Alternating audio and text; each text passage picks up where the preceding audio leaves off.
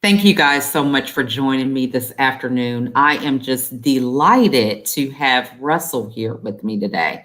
We actually got connected last week through a networking event, a big week for small business or something like that. Look, I don't even know the name of the event, but I know that I met Russell and we connected, and we have some things in common, such as a large family and homeschooling children. So we were able to get on a Zoom call and connected, and we were able to kind of build our network, introduce people to one another. So I am just overjoyed to have him here today and share his insight on some of the things that he has been able to navigate through in lieu of this global pandemic. So at this time, I'm going to give Russell the opportunity to introduce himself. While he's doing that, I'm going to be sharing this out on different platforms, and we will get into the interview. That sounds wonderful. Thank you so much for having me here today, and it has been a pleasure getting to know you. So a little bit about myself, one of 9 kids, raised in a very large family, grown up in an entrepreneurial type of house. We custom wheat, we ran hotels, restaurants, never really had much money, but we did, as kids, all work all the time in the family business. As I went through college, my dad ran out of funds and said that here's $50 and start, hopefully that can help you start your business to pay for school. School starts in 2 weeks. And so I went out and bought a DJ company, started it from scratch, or so I started one. And every year I added another system, or I added 2 more systems the next year. And by the time I graduated college, I had up to 64 different people working with me, and I was in 3 different states. I enjoyed consulting and helping and advising other friends that were starting their own business, that it kind of gave birth to what I do for a living. So today I've helped over 3,000 organizations scale their organizations. And there's, out of the 3,000, about 1,000 of them have been startups. But I've worked with the Fortune 50 all the way down to companies of $1 billion in revenue. But I'd say my average client is between 5 and 250 million in revenue. That is awesome. So DJing, we didn't even get a chance to talk about that. So now my son is a DJ, and he really produces his own music and everything. Yeah. So what's your favorite music genre or your favorite song? I would ask you that. Well, the interesting thing is up until the day that I started the DJ company, I had not purchased a single album or record. And really since then, I just predominantly acquire fun Christmas type of music. And I'm predominantly a podcast junkie, and music is not as entertaining as it once was. I may listen to it, but it's someone told me once that it was bubblegum for the ears, and you might as well leverage your time by trying to learn something. So my favorite song is probably Do You Hear What I Hear by Bing Crosby. Okay, that's awesome. Now, so what is your favorite podcast? My favorite podcast, boy, there's a lot of them that I've listened to over the years. Is there any that I listen to or can't wait to get around? Probably the intermittent fasting podcast. That my wife and I started working on, trying to get in shape, and the intermittent podcast is probably the one that I listen to most now. I love that, because I'm a podcast junkie. I'm the same way. Yeah. So and I love the ones that David Sinclair, Harvard professor on aging. I love listening to some of the new research that's coming out of Harvard. That's awesome. Now, so during this time with this pandemic, we have a lot of people that are reinventing themselves. Their jobs are changing. You've worked with organizations, you've worked with entrepreneurs. What advice would you give people right now who are just, we're dealing with these elections and so much going on in terms of their outlook for moving forward for 2021? Well, so I have about 79 active clients. And out of Mm-hmm. those clients, I'd probably put them in two buckets. One that got into a kind of a fear rut, where they just hunkered down and downsized. And the Mm-hmm. others had to rethink who they were going to be. And the top 10% that are growing expanded. They didn't expand doing what they used to do. They actually went out and acquired companies. So a good CPA once told me never waste a good recession. So he says when there's a fear or people are scared what to do, he goes, you can either hunker down or you can look for opportunity to expand and to diversify and, in a sense, minimize your risk. And Mm-hmm. those that, in a sense, went out and looked for revenue streams that, in a sense, could prosper in the COVID times are the ones that have done the best. Mm-hmm. Obviously, looking at myself, I've upgraded my camera. I've set up a green room next door. I'm selling content. We have a podcast that we started up called Speaking of Business, and we're Mm-hmm. trying to really help a lot of organizations grow and think differently. And that's more or less what we've got to do. And this pandemic may subside, but I think the lessons learned from it will Mm-hmm. stick with us. And I think McKinsey said that we've jumped 5 years into the future in this digital realm, and we Mm-hmm. need to learn to live here. And so I don't know if it's as much pivot as it is let's make ourselves comfortable, because this is kind of our life. I Don't totally don't agree. fight it.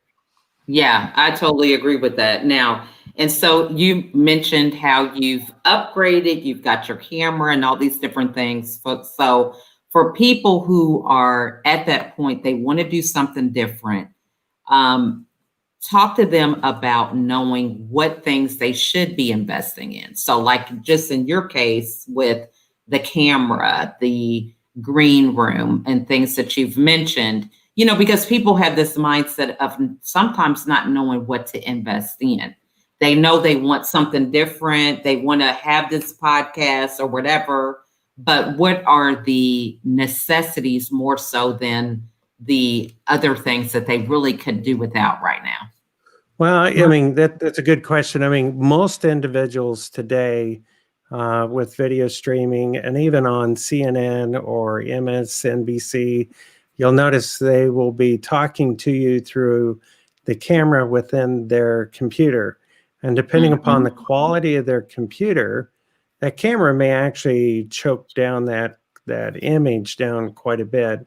And so mhm, when you're presenting your brand, your image, it's really important to invest. And so one of the first things that I did was actually get a digital SLR mhm, camera, and I hooked it up to a little device that converts the normal 35 millimeter camera to mhm, a device called a Camlink, 4K Camlink, and that goes right into my computer.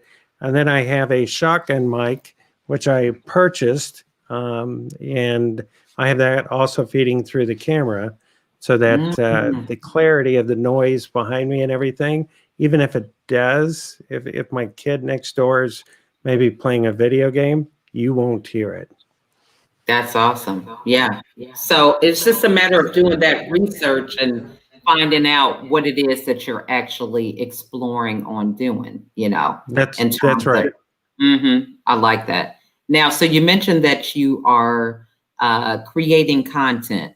So Yes. what type of content do you think is relevant for a lot of business owners right now, who are Well, navigating it, through this? one of the first things that I've gotten more calls really in the last 6 months about how to start a business.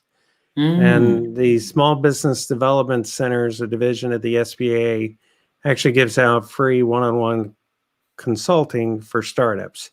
But if someone wants to scale and grow faster, what I'm trying to do is kind of give them a master's class program on how to accelerate and scale beyond the limited belief or the mindset that a lot of entrepreneurs have.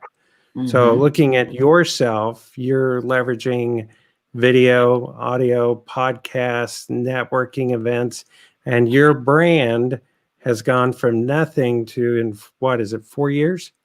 I have now, if you just Google you're almost everywhere. So individuals that can figure out where their audience is and learn to leverage it are some of the things that I teach in the master's program. So you can accelerate and in a sense duplicate what you've done, so you're no longer dependent upon the 8 to 5 and if you're working or not.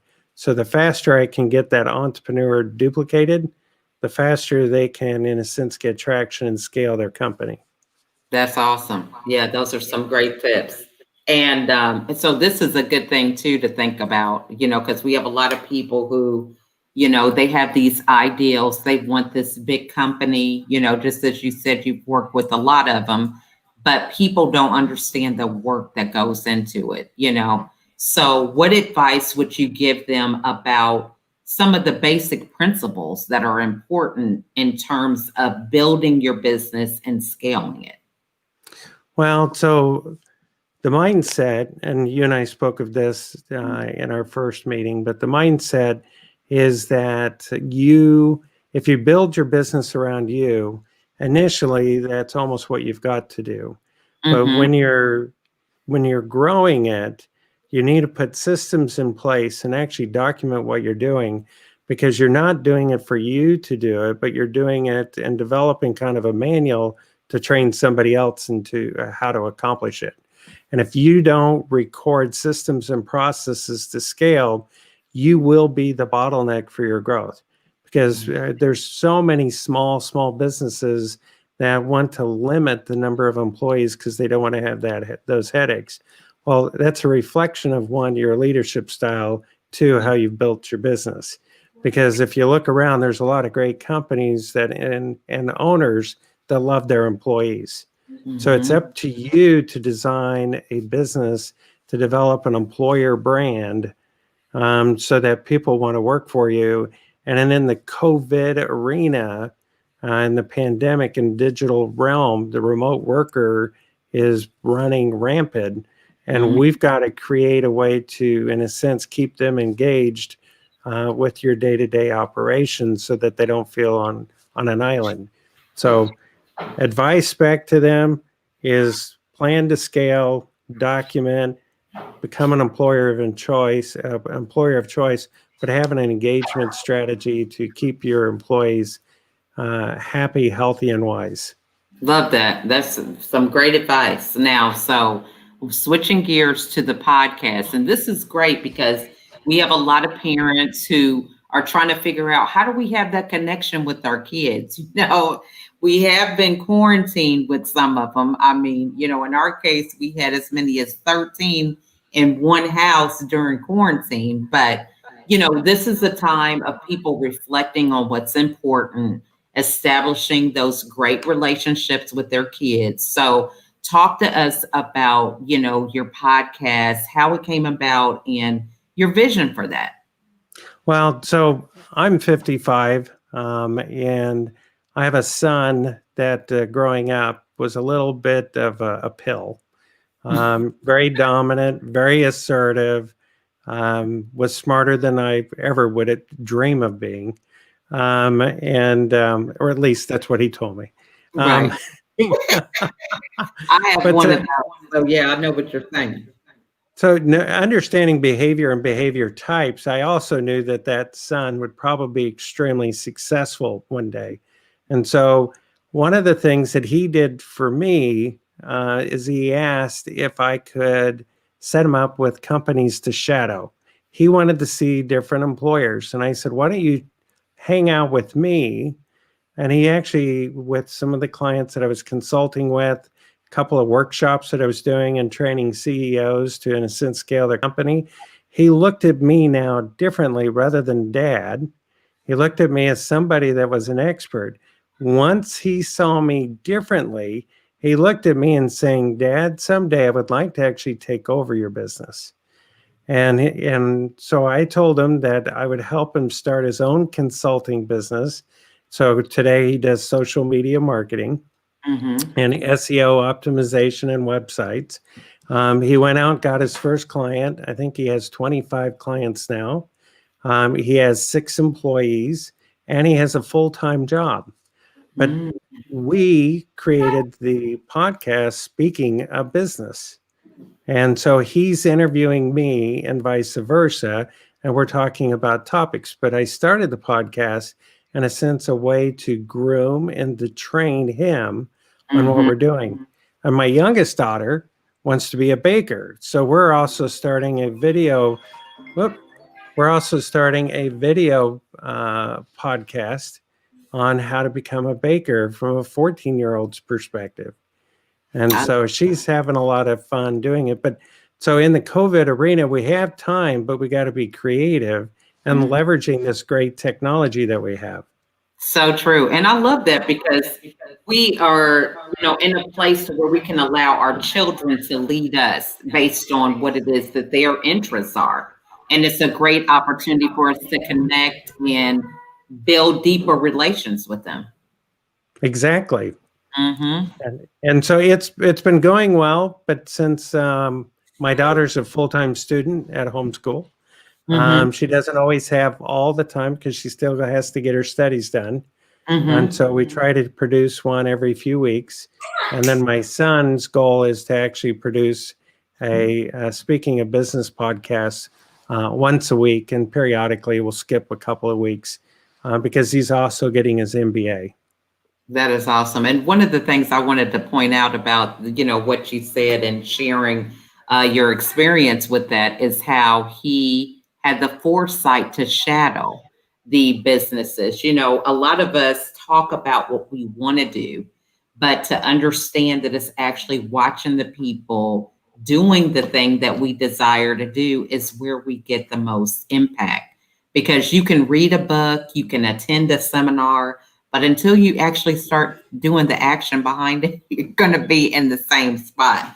So I think that is so profound for him to be the age he is and understand that from a young age. So he was so driven to be a doctor, an attorney. I think there was like 10 professions in a professional soccer player. And we kept saying, you're going to need to focus eventually. But I think his realization of life, it was hitting him. There's so much time in a day. So what do you really want to do? That's just awesome. So, to be able to understand that at a young age is profound because we go a lot of times our whole life trying to figure it out. We think if we're around the right people, all these things matter once you have your own blueprint to know what you're doing. Then that's where it's just the icing on the cake with that. But it's the element of being able to understand that from a young age. It's just profound. So that is just a great thing to have you do as a parent to oversee him doing that. So congratulations for that. Well, thank you. It's been fun watching him. And I have other kids that have actually almost all of them are somewhat entrepreneurial in their own right.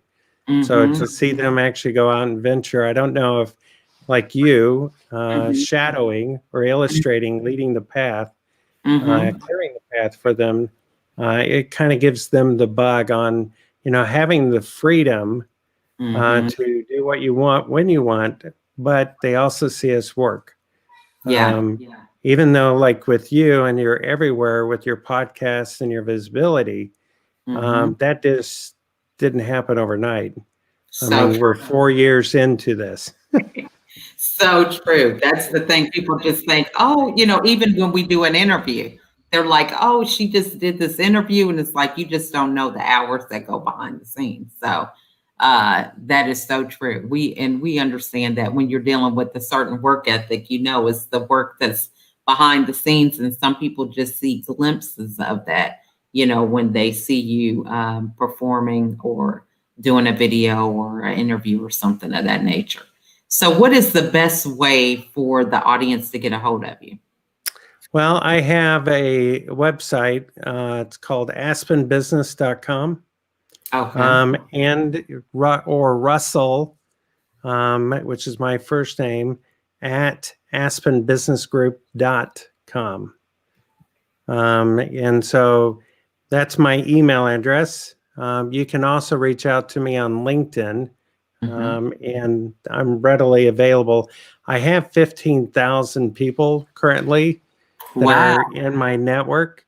And so I get maybe 200 requests a day. And so I don't always get to go through them daily. So I have to batch my time. But I typically will respond if someone sends me a message.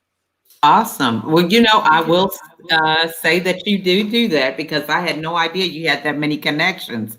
And I'm honored that I was able to make it through the cut.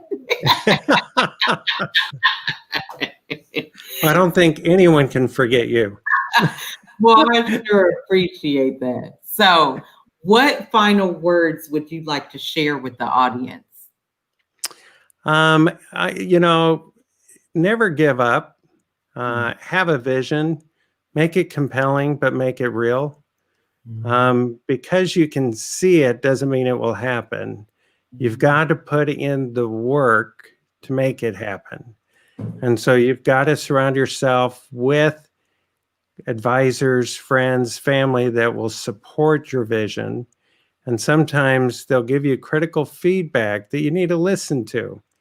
And so sometimes it's not always what you want to hear, but there's probably truth if they're real friends and real advisors. They might help you. That will allow you to pivot your business and your dream to success. Great advice.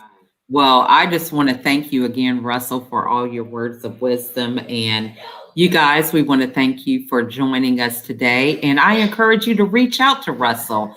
And if you are on that path where you want to start a business or gain some insight for podcasts or even parenting, right? I mean, he has quite a number of areas that he can help you with. So reach out to him, because this is what it's all about, networking. And it's just as simple as reaching out, just like you said, sending him a message, and he can get back with you. So thanks again, Russell, for your insight. We appreciate you being here today. Well, thank you. And it's been my pleasure, and look forward to connecting with you soon. Awesome. Well, you guys have a great afternoon, and we'll see y'all the next time. Okay. All right. Thank you. Bye, everybody.